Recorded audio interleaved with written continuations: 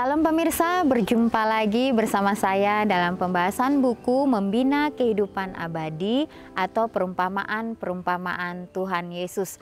Buku ini dituliskan oleh Nyonya Ellen G. White. Buku ini membawakan kepada kita suatu kegembiraan surga, dimulai di dalam keluarga ketika para orang tua beriman menuntun langkah anggota keluarga dalam keteraturan dan kedisiplinan yang baik, sehingga keluarga ini bukan hanya takut akan Tuhan, tetapi menghormati dan memuliakan Dia oleh pengaruh mereka terhadap keluarga lain, dan mereka akan menikmati keharmonisan surga serta upah yang mulia dan abadi.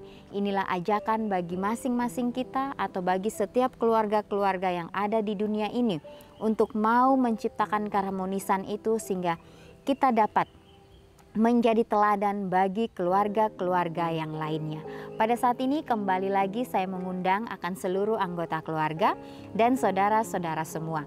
Kita dapat berkumpul bersama-sama. Kita akan mempelajari nasihat firman Tuhan pada saat ini, dan biarlah rencana-rencana indah Tuhan itu akan menjadi bagian masing-masing kita. Kita akan masuk ke pasalnya yang ke-16, judulnya Hilang dan Ditemukan Kembali. Perumpamaan dari hal domba yang tersesat, dirham yang hilang dan anak yang hilang, mengemukakan bidang-bidang yang berbeda dari kasih sayang Tuhan terhadap orang yang tersesat dari Dia. Walaupun mereka telah menjauhkan diri dari Tuhan, Ia tidak meninggalkan mereka dalam kesengsaraan. Ia penuh dengan keramahan dan belas kasihan terhadap semua orang yang terkena pencobaan musuh yang lihai itu. Dalam perumpamaan anak yang hilang digambarkan perlakuan Tuhan mengenai kasih Bapa, tetapi telah mengikuti si penggoda untuk menawan mereka menurut kehendaknya. Ya, ada seorang mempunyai 2 anak laki-laki. Kata yang bungsu kepada ayahnya, "Bapak, berikanlah kepadaku bagian harta milik kita yang menjadi hakku." Lalu ayahnya membagi-bagikan harta kekayaan itu di antara mereka. Beberapa hari kemudian anak bungsu itu menjual seluruh bagiannya itu lalu pergi ke negeri yang jauh. Ya, anak muda ini tidak mengakui sesuatu tanggung jawab kepada bapaknya dan tidak menyatakan syukur, namun ia menuntut kesempatan istimewa seorang anak dalam memperoleh harta ayahnya. Ia cenderung kepada kesukaan masa kini dan tidak mempedulikan masa depannya. Ya, setelah memperoleh bagiannya, ia pergi ke negeri yang jauh.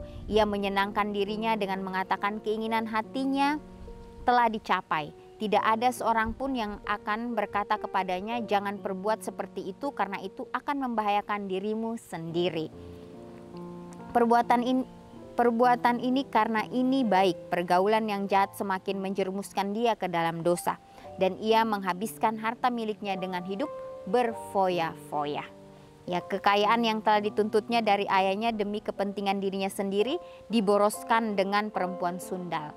Kekayaan masa mudanya disia-siakannya. Tahun-tahun awal kehidupannya yang sangat berharga, kecakapan pikiran, pandangan yang cemerlang dari masa mudanya, cita-cita rohaninya, semuanya dihanguskan dalam bara api hawa nafsunya. Pemuda yang menyombongkan kebebasannya ini sekarang seorang hamba. Ia berada dalam perbudakan yang paling hina, terjerat dalam tali dosanya sendiri. Kilauan kegemerlapan yang telah menggodanya telah lenyap, dan ia merasakan beban rantainya sendiri. Ya, jadi inilah bagaimana ya perumpamaan mengenai seorang anak ya yang menerima harta. Dia mengatakan kepada ayahnya untuk memberikan hartanya, ya. Dan di sini dikatakan bahwa dia tidak memikirkan akan kedepannya, akan masa depannya, sehingga dia berfoya-foya dengan kekayaan yang diberikan oleh ayahnya ini. Betapa suatu gambaran yang menyedihkan dari keadaan seorang yang berdosa. Walaupun dilingkungi dengan berkat-berkat kasih-Nya, tidak ada sesuatu yang begitu dikehendaki oleh seorang yang berdosa, kecuali perpisahan dari Tuhan. Karena cenderung terhadap pemanjaan diri serta kepelisiran dosa. Apapun yang kelihatan, setiap kehidupan yang berpusat pada diri adalah pemborosan. Barang siapa yang berusaha hidup memisahkan diri dari Tuhan berarti menyia-nyiakan hartanya. Ya, orang yang memisahkan diri dari Tuhan agar dia bisa melayani dirinya sendiri adalah budak mamon. Ya, pikiran yang telah diciptakan Tuhan supaya dalam bergaul dengan malaikat telah direndahkan untuk melayani hal duniawi dan bersifat hewani. Inilah akhir yang dituju oleh sifat melayani diri sendiri. Ya, terkutuklah orang yang mengandalkan manusia, yang mengandalkan kekuatannya sendiri dan yang hatinya menjauh daripada Tuhan. Tuhan yang di surga yang menerbitkan matahari bagi orang yang jahat dan orang yang baik, dan menurunkan hujan bagi orang yang benar dan orang yang tidak benar. Tetapi manusia mempunyai kuasa untuk menutup dirinya jauh dari sinar matahari dan hujan. Ya, ia menggerakkan pengaruh-pengaruh untuk mengembalikan dia ke rumah Bapa. Anak yang terhilang dalam keadaan yang sengsara menyadari keadaannya. Kuasa penipuan yang setan gunakan terhadap dia telah dipatahkan. Kesengsaraannya telah mengalahkan kesombongannya. Ya, ia tidak tahu bahwa ada seorang yang memperhatikan kedatangannya ketika ia masih jauh. Ya, jadi pada saat anak yang malang ini, ya, dia sudah kehilangan hartanya. Semua teman-temannya meninggalkannya. Sehingga dia menyadari, ya, pada saat dia berada di suatu tempat yang hina, disitulah dia baru menyadari bahwa dia memerlukan akan ayahnya. Bahwa dia sudah salah mengambil keputusan dan melangkah di jalan yang sangat salah. Pada saat dia menyadari, ya, bahwa dia harus kembali kepada bapaknya. Ia tidak tahu bahwa ada seorang yang memperhatikan kedatangannya pada saat dia kembali ke tempat ayahnya. Ketika ia masih jauh, ayahnya telah melihat bayangannya. Kasih dapat melihat jauh, bahkan kemerosotan dari tahun-tahun dosa anaknya tidak dapat menyelubungi anak itu dari pandangan ayahnya. Ia berlari mendapatkan dia, lalu merangkul dan mencium dia lama dan lemah lembut. Ayah itu tidak akan membiarkan orang merendahkan dan mengejek kesengsaraan anaknya dan pakaiannya yang compang-camping. Ia menanggalkan jubah yang besar dan megah dari badannya sendiri dan mengenakan ke tubuh anaknya yang hina itu. Ya. Bapa itu berkata kepada hamba-hambanya, lekaslah kemari jubah yang terbaik, pakaikanlah itu kepadanya dan kenakanlah cincin pada jarinya dan sepatu pada kakinya. Dalam masa keremajaannya yang penuh kegelisahan, anak yang terhilang itu memandang ayahnya sebagai orang yang keras dan kejam. Ya, betapa berbedanya pikirannya tentang dia sekarang. Oleh sebab itu, orang yang telah ditipu oleh setan menganggap Tuhan kejam dan tegas. Ya, aku akan mengampuni kesalahan mereka dan tidak lagi mengingat dosa mereka. Baiklah orang fasik meninggalkan jalannya dan orang jahat meninggalkan rancangannya. Baiklah ia kembali kepada Tuhan, maka dia akan mengasihinya, dan kepada Tuhan kita, sebab ia memberi pengampunan dengan limpahnya. Ya. Apalagi Bapamu yang di surga akan melepaskan daripadamu pakaian yang dinajiskan oleh dosa. Dalam nubuatan perumpamaan Zakaria, Imam besar Yosua berdiri dalam pakaian kotor di hadapan malaikat Tuhan menggambarkan orang berdosa. Dan kata-kata yang diucapkan Tuhan, tanggalkanlah pakaian yang kotor itu daripadanya. Dan kepada Yosua ia berkata, lihat, dengan ini aku telah menjauhkan kesalahanmu daripadamu. Aku akan mengenakan kepadamu pakaian pesta. Maka mereka menaruh serban tahir pada kepalanya dan mengenakan pakaian kepadanya. Seperti girang hatinya seorang mempelai melihat pengantin perempuan, demikianlah Tuhan akan girang hati atasmu. Anak yang sulung ini tidak merasakan kecemasan hati ayahnya dan menanti orang yang tersesat. Ia tidak turut merasakan kegembiraan ayahnya atas kedatangan kembali si pengembara itu. Ya, bunyi sukacita tidak mengobarkan kesukaan dalam hatinya. Ia menanyakan kepada seorang hamba mengenai alasan pesta itu, dan jawabannya menimbulkan kecemburuannya. Dia tidak mau masuk untuk menyambut saudaranya yang tersesat. Kegembiraan yang ditunjukkan terhadap anak yang terhilang itu dianggapnya sebagai suatu penghinaan terhadap dirinya. Ketika ayahnya keluar untuk menerangkan keadaannya, keangkuhan serta kebencian dari sifatnya pun terungkap. Ya, ia memikirkan kehidupannya sendiri dalam rumah ayahnya seperti pekerjaan yang terus-menerus yang tidak berbalas. Kemudian membuat perbedaan tajam antara kegembiraan yang ditunjukkan kepada anak yang baru saja kembali. Ia menunjukkan pekerjaannya sendiri seolah-olah seorang hamba pekerja ketimbang seorang putra. Sekiranya ia mendapatkan suatu kesukaan yang langgeng dalam lingkungan bapaknya, pikirannya telah merenungkan keuntungan yang bertambah dari kehidupan yang berhati-hati.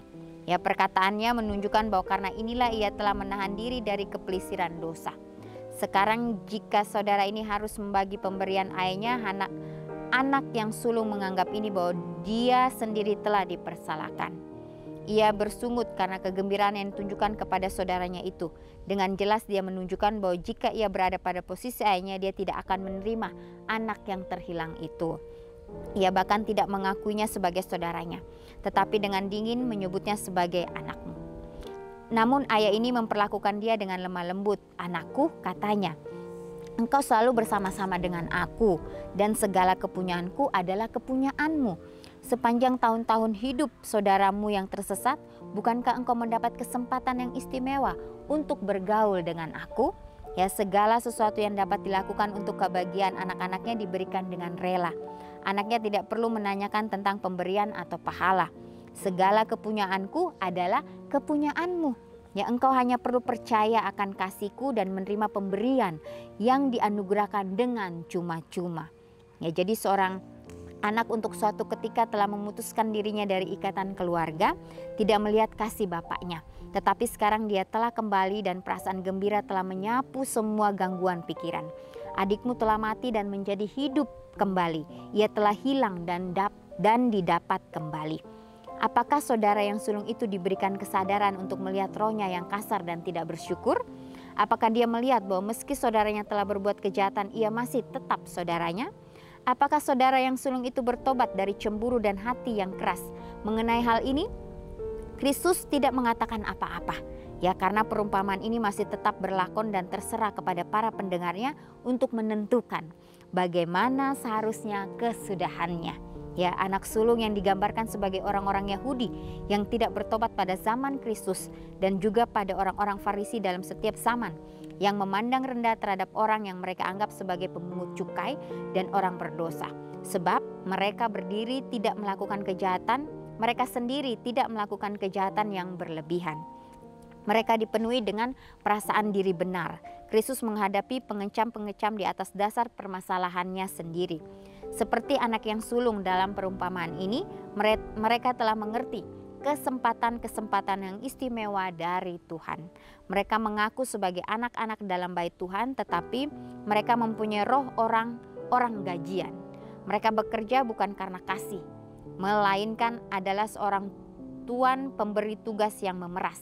Mereka melihat Kristus mengundang pemungut cukai dan orang berdosa untuk menerima anugerah rahmat-Nya dengan cuma-cuma.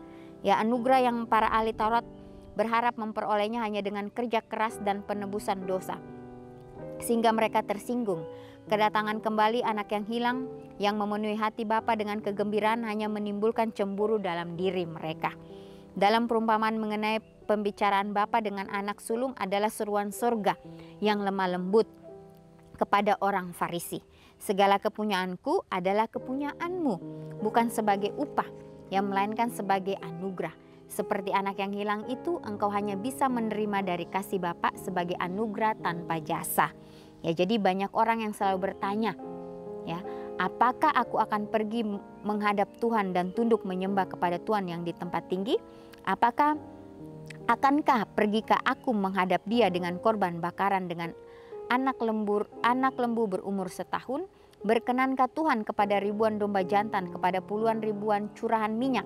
Tetapi hai manusia, telah diberitahukan kepadamu apa yang baik.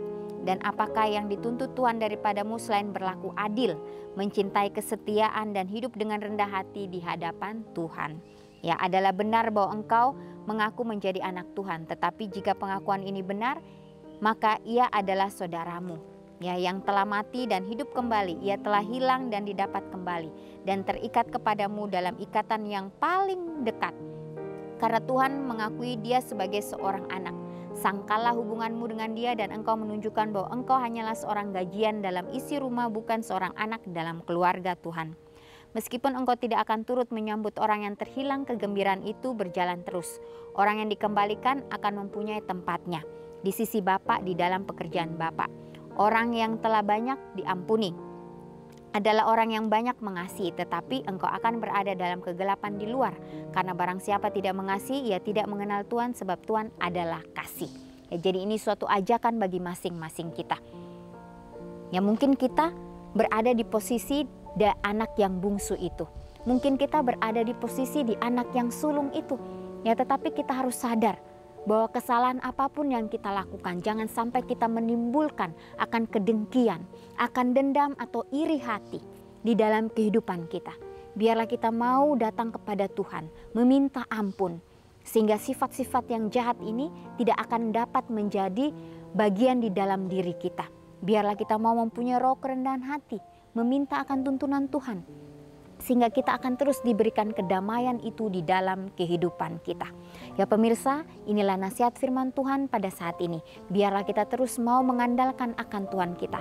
Setiap komitmen-komitmen yang kita buat, biarlah itu kita dapat praktekkan di dalam kehidupan kita, sehingga kita akan mengenal siapa Tuhan yang kita sembah. Kita akan berjumpa lagi di kesempatan yang berikutnya. Kiranya Tuhan memberkati.